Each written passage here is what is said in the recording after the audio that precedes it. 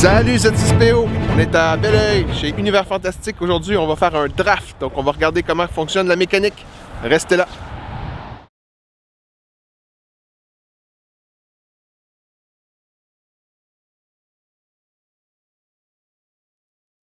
Alors, on essaie aujourd'hui le draft. Le draft, c'est 3 paquets qu'on achète à la caisse. Ici, on est 4 joueurs, donc autour d'une table. On ouvre chacun nos paquets sans regarder les cartes, c'est très important. Et on retire seulement les bases et les leaders. Donc ici, j'ai sorti mes bases et mes leaders, un paquet à la fois, sans regarder le reste du paquet. Donc j'ai Eden, leader Tarkin et Jen Erso, base rouge, bleue et Chopper Base jaune. Là, je vais choisir le leader que je préfère et passer les deux autres à ma droite. Et la personne à ma droite va faire de même. Et une fois comme ça qu'on a circulé chacun, dans le fond, 3 leaders, eh bien, le dernier leader nous est donc donné. On n'a pas le choix de l'avoir. Ici, j'ai reçu Sabine, ce qui est quand même très bien. Donc là, avec ces 3 leaders, j'ai héros rouge, vilain rouge et vilain bleu. Je vais essayer de, premier paquet que j'ai ouvert, je regarde les cartes. Finalement, que j'ai à l'intérieur, ici, je peux voir la 7e sœur déjà. Euh, Gorilla Pod aussi en hyperespace. Donc, je vais en choisir une seule de ces cartes, celle qui me paraît le plus intéressante selon les leaders que j'ai choisis, parce que l'objectif est de construire un deck de 30 cartes. Une fois que j'ai choisi la seule carte qui m'intéresse, je passe le reste du paquet à ma gauche, cette fois-ci. Donc, on va dans le sens inverse des leaders de tantôt. Tantôt, on passe à droite, là, on passe à gauche. Et là, je reçois le paquet de la personne à ma droite. Elle me donne le reste de son paquet et moi, je vais choisir, dans les cartes qui restent, celle qui m'intéresse le plus. Parfois, vous pouvez avoir des hyperespaces, parfois, vous pouvez avoir des cartes rares, parfois, vous pouvez avoir des cartes légendaires. Donc, c'est à vous de choisir celle qui vous intéresse le plus, surtout quand vous ouvrez le paquet. La première fois que vous avez le premier choix parmi votre paquet, choisissez votre carte pour le jeu, mais aussi pour votre collection. Donc ça, c'est intéressant. Ça vous permet de collectionner en même temps et d'accumuler des cartes qui vous intéressent et des couleurs qui vous intéressent. Donc ici, je regarde mes options. Étant donné que j'ai 2 rouges, je vais m'aligner probablement dans le rouge. Je ne sais pas encore vilain ou héros, dépendamment des cartes que je vais recevoir à chaque fois que je reçois un paquet. Donc, je choisis une carte, je passe un paquet à mon joueur de gauche, je reçois un autre paquet de ma droite, je choisis une carte, et ainsi de suite. Et plus ça avance, bien sûr, moins il y a de cartes à choisir, et donc plus ça va vite. Et il faut aussi deviner ce que les autres vont choisir comme couleur. Il faut choisir une couleur qui va être disponible, c'est-à-dire une couleur que si tout le monde joue rouge, ben, il va falloir peut-être que tu t'alignes vers une autre couleur si tu vas avoir des options. Parce qu'à force de se passer les paquets, ben, il y a de moins en moins de cartes de la couleur que tu as choisie. Ici, les 2 dernières cartes, et finalement la dernière carte qui reste que personne n'a choisie, ben là, celle-là, tu l'as. Peu importe la couleur, tu n'as pas d'option. Deuxième paquet que j'ai déballé, là, je peux regarder, et là, cette fois-ci, j'ai une légendaire. Et voilà, Home One. Donc celle-là, même si je ne joue pas vert, je vais la garder. Parce que c'est une carte légendaire dans un des 3 paquets que j'ai acheté pour le jeu draft. Et je vais passer, tantôt c'était à la gauche, cette fois-ci on retourne à la droite. Donc c'est une fois, pour le leader on passe à droite, pour le premier paquet on passe à gauche, pour le deuxième paquet on passe à droite, et pour le dernier paquet on passe à gauche. Donc gauche, droite, gauche, on change tout le temps de côté à chaque étape. Donc cette fois-ci c'est la personne à ma gauche qui me donne son paquet. Je choisis les cartes qui restent selon les couleurs que je recherche. Ici, étant donné que j'ai rouge et j'ai Eden en bleu, ben, je vais m'aligner avec les cartes que je pige depuis tantôt. Très peu de héros, donc je m'aligne vers du vilain rouge et du bleu vilain. Et là, ça va me permettre de choisir entre le Grand Inquisiteur, que j'avais comme option, ou Eden. Et je bâtis mon deck pour la partie de 30 cartes. Hein. C'est 30 cartes minimum. Tu peux en avoir plus, mais c'est 30 cartes minimum. Me concentrer sur ces couleurs-là, ces 3 couleurs-là, noir, vilain, bleu et rouge. Parce que les coûts comptent aussi. C'est-à-dire que si tu joues une carte bleue héros, mais que tu n'as pas de symbole héros, ben, tu vas devoir payer 2 de coûts de plus pour la jouer. En même titre qu'une partie normale de Unlimited.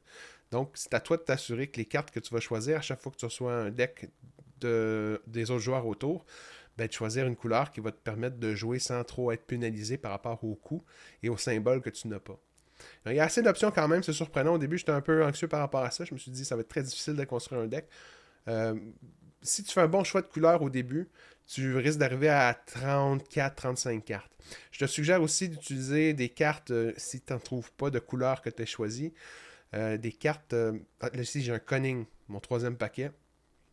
J'ai un Cunning. Donc, une autre légendaire. 2 légendaires en 3 paquets. Celle-là, je la garde. Ça va me servir pour un deck double jaune Boba que je veux faire. Donc, Cunning Hyper Espace. Donc ça vous permet comme ça aussi d'accumuler des belles surprises dans votre collection de cartes Unlimited. Alors, j'ai choisi Conin, mais je vérifie quand même, c'est souvent le réflexe qu'on a, on trouve une légendaire ou une rare qu'on recherche, on est super heureux, on passe le paquet sans avoir regardé ce qu'il y avait.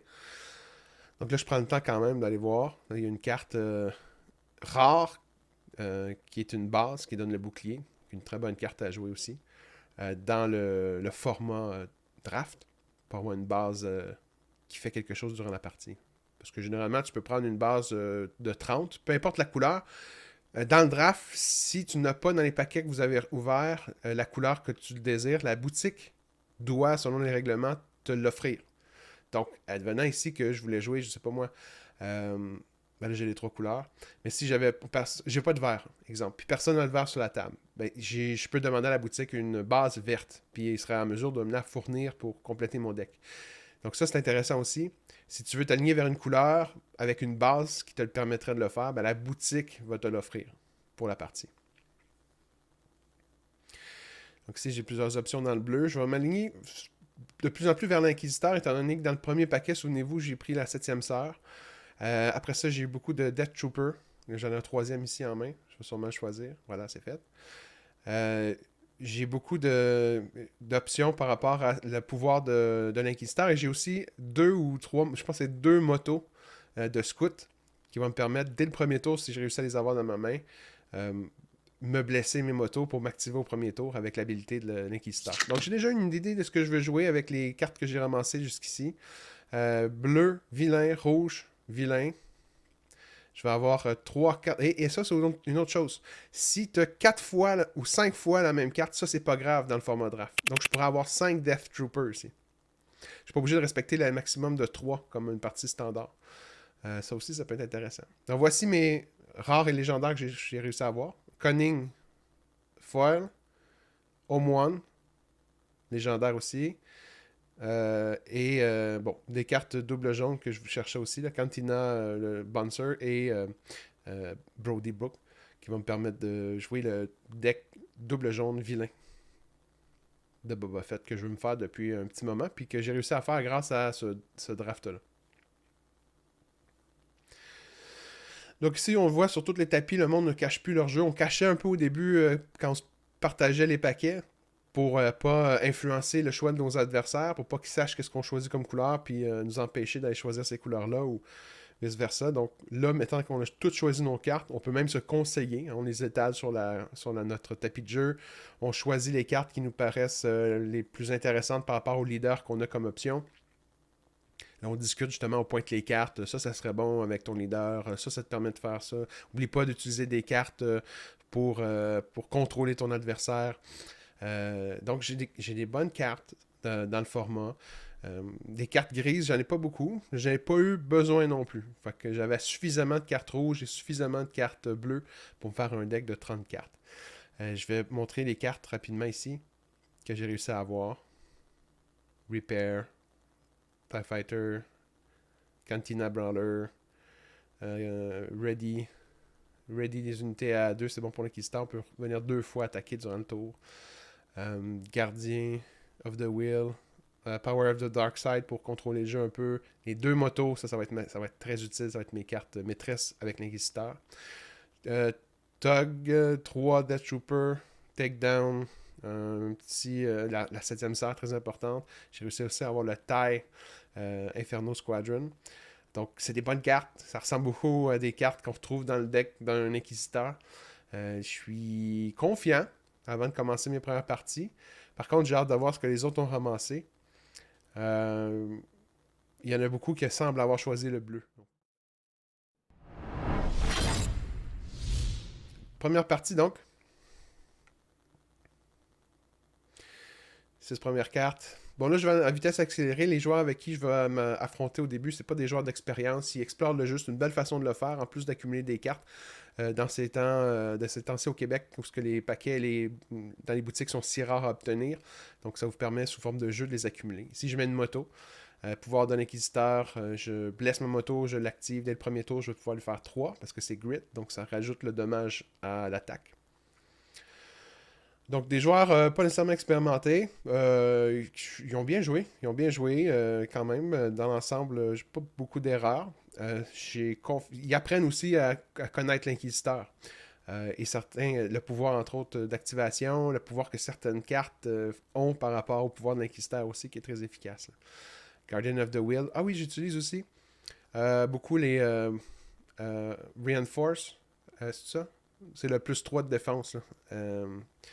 Qui est résilient, je pense, qui donne plus 3. Donc, si je blesse mes unités avec l'Inquisiteur, ben, ça me permet d'avoir plus de points de vie pour continuer de les blesser et de les activer au fur et à mesure que la partie avance. Idéal pour des unités qui blessent de 3. J'ai même réussi à avoir le sentinelle bleu dans l'espace là, qui va venir un peu freiner les points d'expérience sur son TIE. Parce qu'un TIE avec Tarkin, des points d'expérience, c'est très dangereux. Donc ici, je l'ai attaqué rapidement pour éviter que les points d'expérience s'accumulent et que ça devienne un Super TIE Fighter. Une autre moto. Short Trooper de sa part. Donc 3 dommages sur ma base, 6 dommages pour l'instant sur la sienne. J'ai encore une carte en main, on le voit ici, là, de résilience qui va me permettre d'augmenter le nombre de points de vie sûrement que je vais le mettre pour ma moto pour continuer d'attaquer avec Grid une autre fois. Donc, je vais être rendu à plus 4, donc 5 de dommages avec la moto.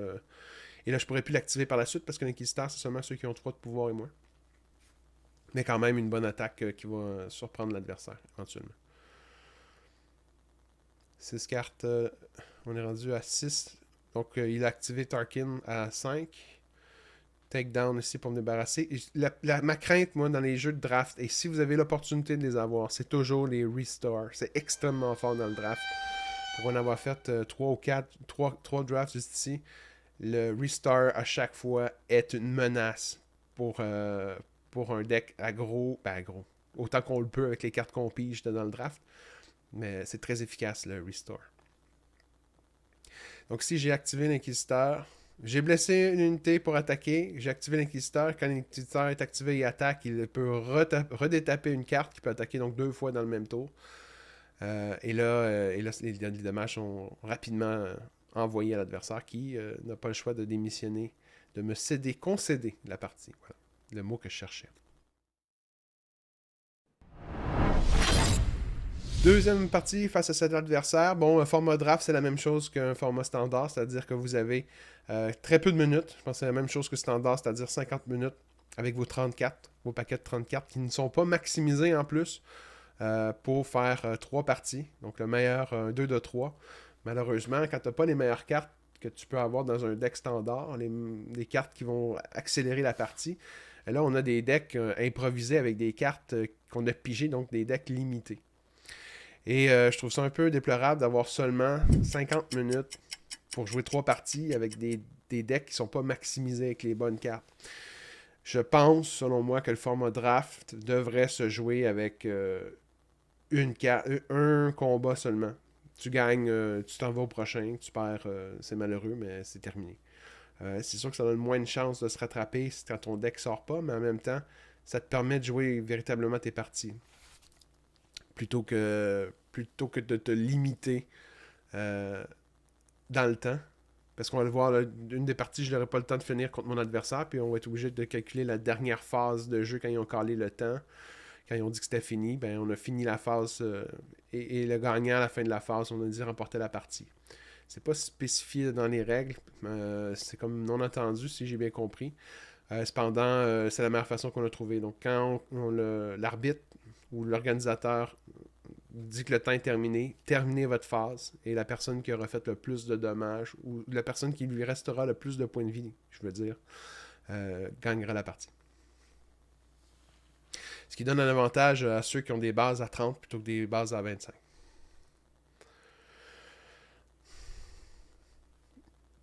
Donc, le Grand Inquisiteur qui continue à faire du carnage ici. Je pense que c'était une Fast Bataillon. Une bonne carte qui a Overwhelm, si je me souviens bien. Qui donne un bonus. Qui a aussi un bonus d'attaque. Ici, je me débarrasse de Takedown. pour faire ma 6e ressource et pouvoir sortir l'Inquisiteur. Quand l'Inquisiteur sort en draft, n'oubliez pas, il peut, dans ce cas-ci, il peut peut-être pas le faire, là, mais il peut normalement, si je joue une carte en main, il peut activer la carte que j'ai en main. Ici, si je l'active, je meurs. Avec le Death Trooper qui a 2 dommages en arrivant sur le jeu. Et j'ai tué mon adversaire grâce à ça. Mais là, si je veux réactiver mon Death Trooper, je suis obligé de... Je peux pas parce que sinon je le tuerais. Je ferais 4 dommages puis 3 points de vie seulement. Donc je mets ici un résilient qui lui donne finalement 6. Donc ça me permet de le blesser à 4 et de l'activer pour lui faire 3 de dommages pendant le tour.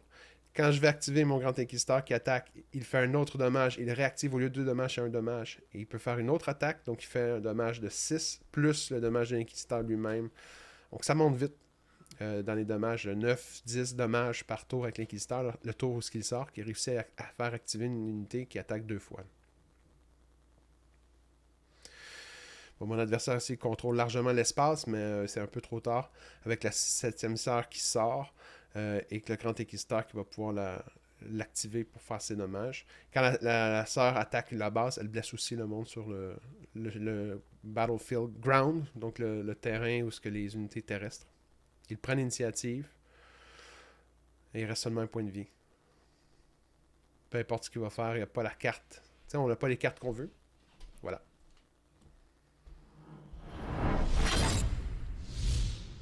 Il n'y avait pas la carte pour m'enlever les unités ou les taper, étant donné qu'on est dans le draft. Donc les cartes de contrôle sont assez rares.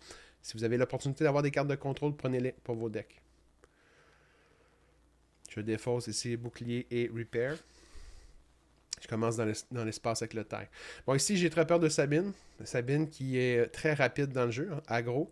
Dans le draft qui sort à 4, donc qui va faire une différence. Et j'ai pas assez de cartes pour contrôler le jeu actuellement.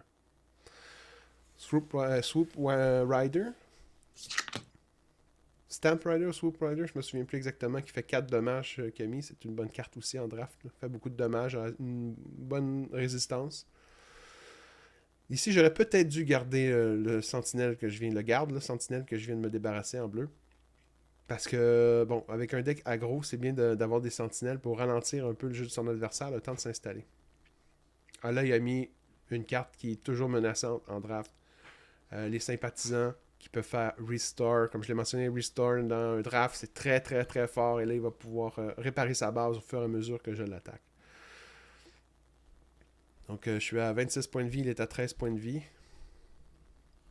Donc, il m'a fait 4 dommages, j'en ai fait 17.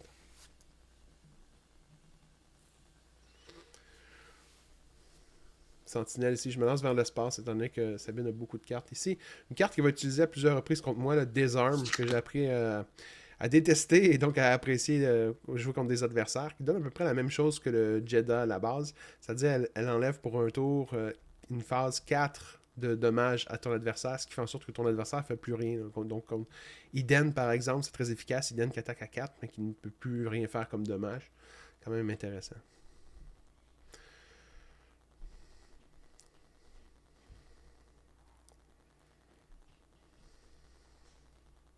Je me débarrasse du Cantina Brawler ici. J'ai la 7e sœur en main. Elle arrive sûrement trop tard. C'est rendu...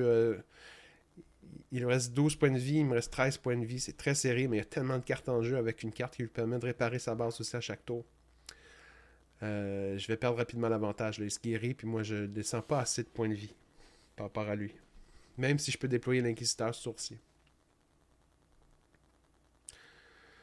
J'active avec le pouvoir d'Inquisiteur la 7e sœur.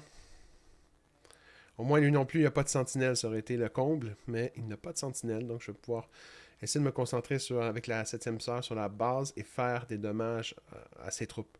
Là, je vais essayer d'attaquer les troupes qui n'étaient pas encore activées, qui n'avaient pas encore attaqué pour ralentir les dommages, mais il est trop tard. Regardez le pointage. Là. 5, 3.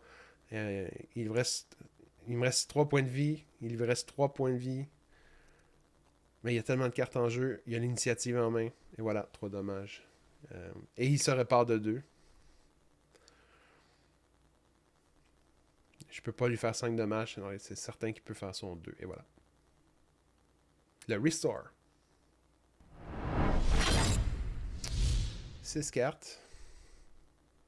Je me débarrasse du TIE Fighter et de Entrench. Entrench, je le gardais surtout pour une carte pour contrôler l'adversaire. Si vous avez pas assez de vaisseaux, par exemple, vous pouvez Entrench un vaisseau qui ne peut plus attaquer votre base. Donc, si vous n'avez pas de vaisseau dans l'espace pour essayer de contrôler l'espace, puis lui commence à emmagasiner des bons vaisseaux, ben, vous pouvez les contrôler en les entranchant, les Entrench.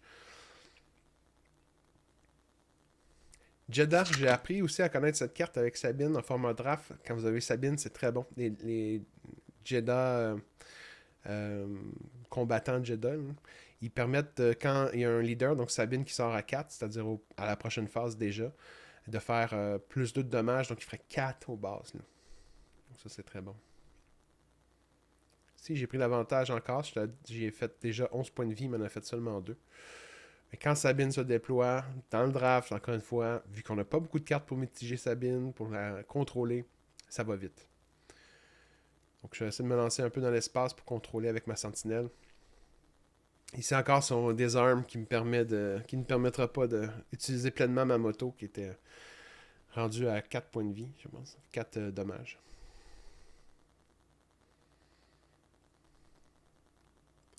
Sabine est déployée, donc sa troupe de Jeddah va pouvoir attaquer avec beaucoup de dommages. Là. Il faut que je m'en débarrasse rapidement. Il attaque plus fort que Sabine. Voilà, je m'en suis débarrassé avec un Death Trooper. Ici, il y a Open Fire qui lui permet de contrôler la partie. Donc, en plus d'être assez aggro, il y a des cartes de contrôle. Ça va être difficile. Là. C'est assez serré encore. J'ai fait 12 dommages, il m'a fait 7 dommages, 10 dommages. La partie est très serrée.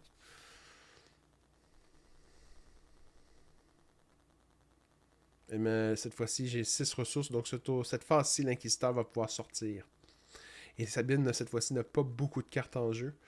Donc, c'est à mon avantage. Ici, il place les sympathisants rebelles avec le Restore. Très fort. Je prends le Repair cette fois-ci. Moi aussi, je suis capable de réparer et je vais le faire avec la carte. C'est pas une bonne carte nécessairement en format régulier, mais en draft, ça peut être intéressant. Inquisiteur sort, fait ses dommages, réactive la troisième sœur, la septième sœur. Et là, je vais m'acharner avec son pouvoir contre son speeder des rebelles sympathisants pour essayer de le détruire avant qu'il puisse réparer sa base trop régulièrement. Il vient de le faire encore. Cette fois-ci, c'est moins important de le détruire étant donné qu'il a déjà fait son attaque. Je vais, je pense, me débarrasser de Greedo. Il pige un Fan Fighter, donc il ne peut pas utiliser l'habilité de Greedo. Bon, la stratégie ici, ça va être grosso modo là, attaquer le plus rapidement possible avec la septième sœur et le Grand Inquisiteur. Et prendre l'initiative surtout le plus rapidement possible. Je prends l'initiative, il reste un point de vie, c'est terminé. Voilà.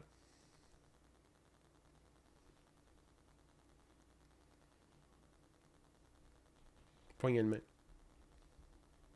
Troisième partie. Troisième et dernière partie. Il reste. Moi, je mets le véhicule ici qui permet de faire Restore qui coûte 6. J'ai une moto en main, ce qui est un avantage pour moi. Il reste très peu de temps. Je pense qu'il reste 10 minutes pour jouer notre dernière partie. Ce qui est trop peu. Là, on va se rendre sûrement à la deuxième, troisième phase. Donc, il faut que je me dépêche avec la moto à faire le maximum de dommages possible pour remporter la partie. Sabine vient de faire un dommage chacun. Il fait des armes pour m'empêcher de jouer ma moto au premier tour. Par contre, j'ai pris l'initiative, je pense.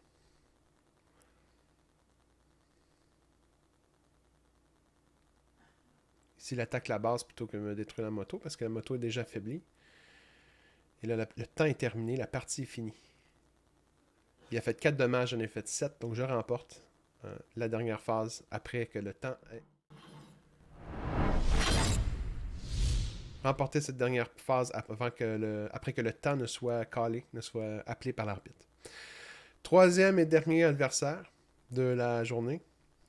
Cette fois-ci, c'est une Leia bleue. Donc, c'est la base que j'avais trouvée dans mon paquet, c'est-à-dire la base rare qui permet d'avoir un bouclier. Ici, je me débarrasse du Wilderness Fighter puis de. Je pense que c'était un Cantina Brawler. Ici, il met le Marine déjà partant. Très bonne carte à 2 pour le vert. Il peut en plus, avec son. Il y a un Wing Leader, ce qui lui permet de donner de l'expérience. Donc, c'est déjà des très bonnes cartes qui fonctionnent super bien ensemble, Rebelle. Là. Il y a beaucoup plus de synergie que mon deck, vous allez voir. Là. Il a été très bien construit. Il a choisi les bonnes cartes avec les bonnes couleurs. Si je me débarrasse du contrôle aérien spatial, parce que la menace est déjà extrêmement élevée, avec un Marine qui frappe de 5 et qui a une résistance de 5, il faut que je contrôle ça rapidement parce qu'en 4-5 phases, c'est fini. Là. Un autre 5 dommages déjà rendu à 12. Je lui en ai fait 12 aussi. Death Marine, Death Trooper qui fait 2. Le Cannon va me faire beaucoup plus mal que je le pensais. Si je suis rendu avec une moto très puissante, s'il peut ne pas la contrôler, je vais pouvoir attaquer de 4 moi aussi. Mais il la contrôle avec une carte embuscade, voyez-vous. Il y a des cartes pour mitiger, contrôler le jeu, avec des cartes embuscade. Il y a des cartes qui, même avec l'embuscade, il peut attaquer au prochain tour de façon très efficace. Je suis beaucoup plus lent que lui, avec Léa en plus qui arrive en jeu. Je suis rendu à 22 dommages. Il me reste seulement 8. J'en ai fait 20. Il en reste 10. Et là, grâce à l'habilité de Léa, ce que je n'avais pas planifié, là, Léa attaque et quand elle attaque, elle peut attaquer Canon aussi. Donc ils font 7 8 de dommages en tout. Il me restait 8 points de vie. C'est terminé. Très rapide. Là. Très, très. J'ai même pas eu le temps de sortir le grand équisteur.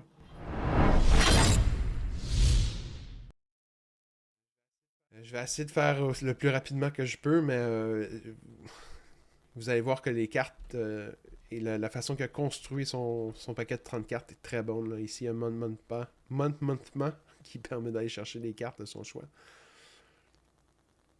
Si je commence déjà avec un peu de contrôle en attaque.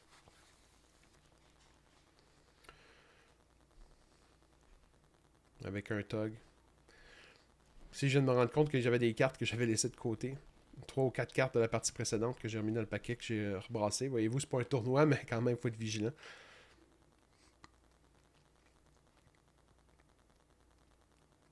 Je prends l'initiative.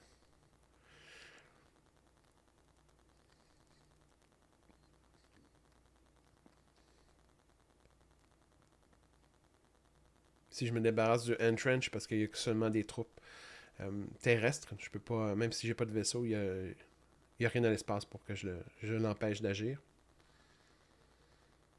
Ici, Armekanan, c'est monstrueux, avec Léa qui va sortir au prochain tour dans deux phases.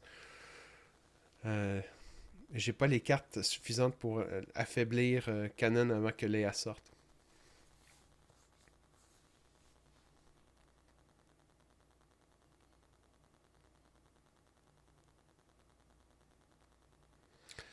Contrôle le jeu, a des sentinelles, Léa est sortie. J'ai seulement la 7e sœur pour m'aider.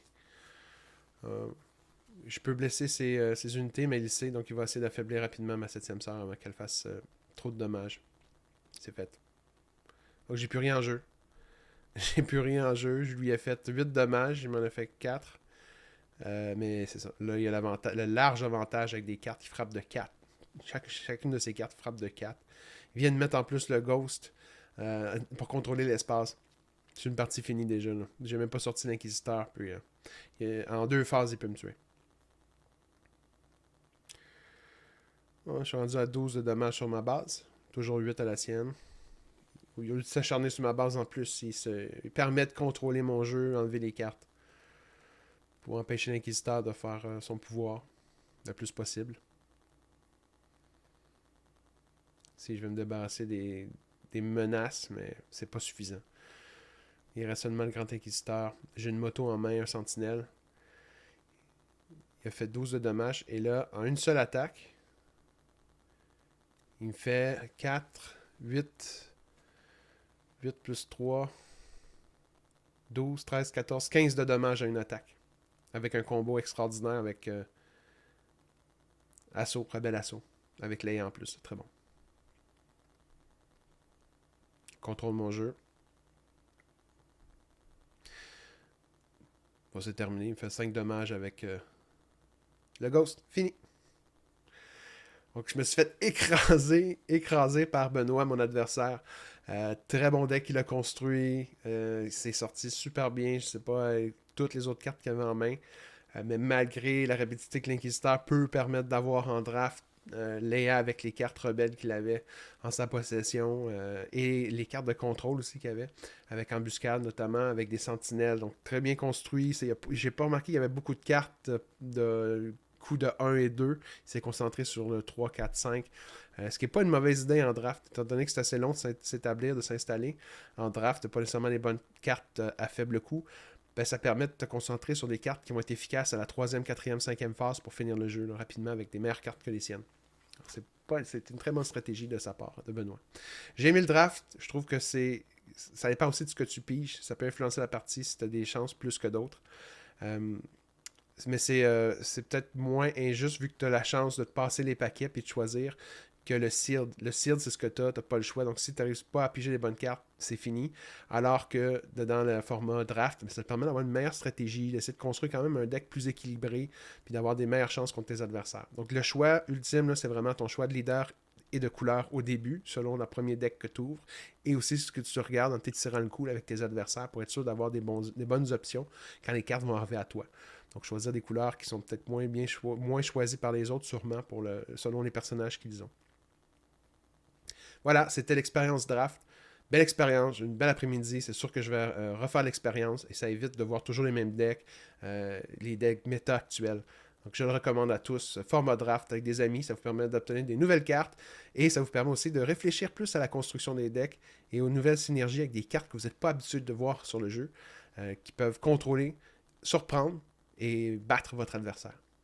Sur ce, je vous dis que les probabilités soient avec vous. Au revoir.